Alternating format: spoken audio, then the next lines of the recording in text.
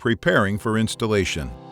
Before beginning your installation, ensure the subfloor is clean, flat, and dry.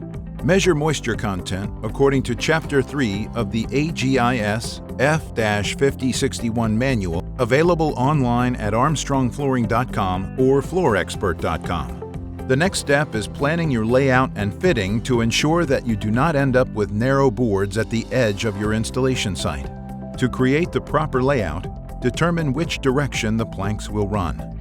Find the center of each of the end walls, which are the walls perpendicular to the plank's long dimension, and place a pencil mark on the floor. Connect these points by striking a chalk line down the center of the room. Perform a dry layout of the planks from the center line to the wall running parallel to the plank's long direction to determine the width of the last row of planks. Avoid having border pieces less than half the width of your planks. If you find the border planks will be less than half the plank's width, the center starting line should be shifted a distance equal to half the plank width to ensure room balance and provide a larger cut piece at the wall.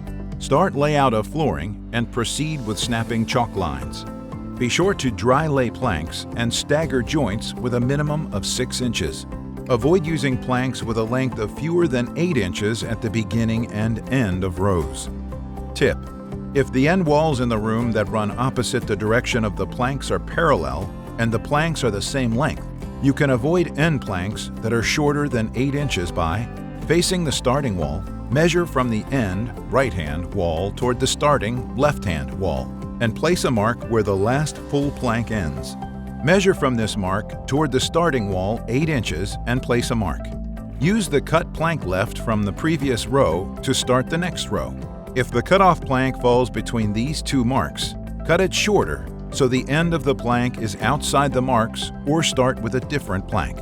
Keeping the end joint of starting planks on either side of the two marks will prevent having an ending plank shorter than 8 inches.